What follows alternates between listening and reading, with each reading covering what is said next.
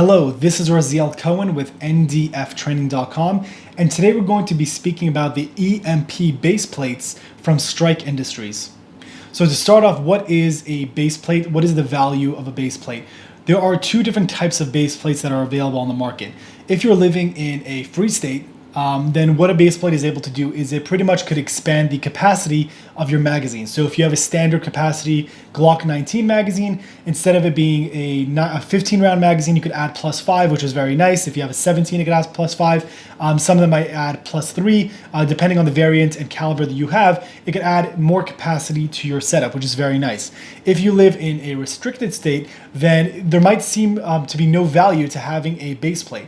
This base plate, this EMP from Strike Industries, is a +0. So what is the value of a +0, and what does it do for your setup? So although it might seem like there's no value to it, there are actually two things that it does that actually make it very valuable to be able to have, whether it be for concealed carry use, competition use, or even duty use. What it does for me, again, for being in a restricted state, is that it's not about capacity at all. It's about adding weight to the magazine and adding slight length to the magazine. So what does that do? The first thing for weight is if you're going to be performing reloads, it drops out of the magazine well much faster, which helps speed up your reload because it has weight to actually drag it out, as opposed to being a standard weight magazine where there might be some friction of not allowing it to, which means you might need to strip it. The other thing is for length, which is that since it's protruding out of the bottom of the magazine well, you have something to grab onto. For example, if you have a double feed malfunction, or when you're reaching to your spare magazine to be able to grab it and insert it into the gun, that extra length happens, gives you a little bit more space and speed to be able to grab it and put it into the gun. So it does help with being able to reload faster, as well as get a new magazine into the gun faster, as well as also if you have a malfunction, being able to use that extra space to strip it out of the gun. So I've been using it for a little bit of time now. I just recently got it, so I haven't gotten to do a lot of testing, but so far it's been very, very, very nice. So let's do a quick breakdown of what attaching this to your gun, to your magazine looks like. So what you're going to do is, it's ideal if you have a tool that helps you remove the base plate of your magazine, but you grab it, you torque it down, you pull off the base plate of your current stock configuration Glock magazine.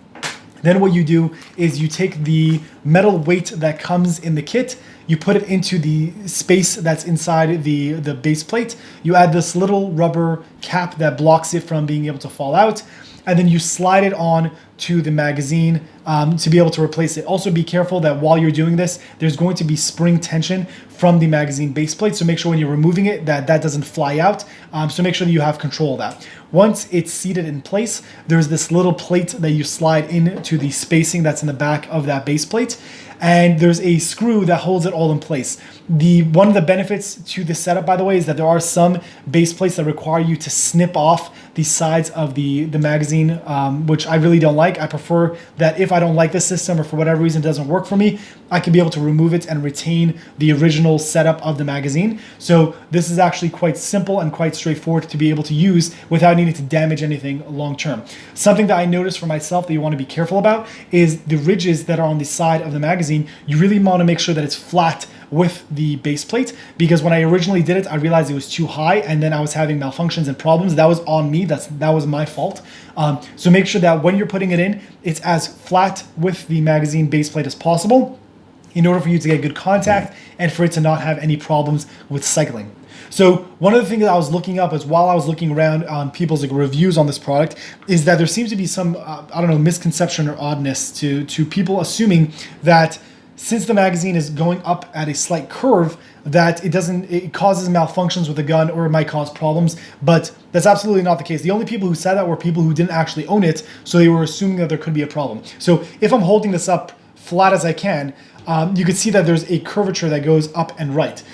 So the way that it works is, once it goes into the magazine well, it actually fits perfectly flush, and there's absolutely no problems with the way that it feeds or the way that it sits. The reason why there's that curvature is because since you're holding the grip of the gun is curved. So once it goes in, it sets and seats properly, and then the base plate actually sits up against the bottom of the magazine well and just works fine. There is absolutely no issue with the way that it's curved. It's more of like a illusion that when you look at it, it might seem like there's a problem, but that's kind of just one of those little things I wanted to point out, that when it's inserted into the gun, you don't see anything. There's no change in the look of the magazine. It sits and fits perfectly, but that's just the way that it's designed. In order to be able to fit into the magazine of the magazine well of the gun, there's going to be a curvature that's needed for that to be able to happen. But rest assured, I tried it, I tested it, there is absolutely no issue.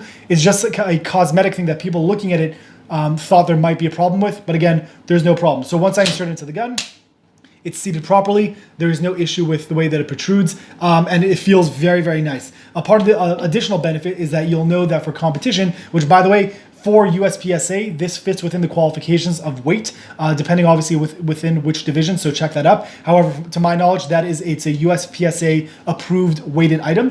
A lot of people add weight to their gun because it helps with recoil management. So besides for having a flashlight for being able to identify what you're shooting at, having that additional weight helps with recoil control. So having the weight in the back also really, it just feels a lot nicer. So if you're someone who's shooting a Glock 19, but you just generally prefer the weight and size of a Glock 17, that additional weight in the magazine actually really helps with being able to feel more level, which is very interesting. It's definitely something you want to feel out. It feels very good. So just as a general overview, again, this is a +0. They have other options that add additional capacity to your magazine, so that might be something you want to be able to look into. But in regards to just having weight, this is again a +0. So you want to be able to use that in restricted states where you might not be able to be allowed to have extra capacity. The weight and feel of this alone without it is actually very nice. So whether you are in a restricted state or a non-restricted state, this might be something worthwhile to be able to look into to see if it works with your setup. This is Raziel Cohen with ndftraining.com. Thank you for watching.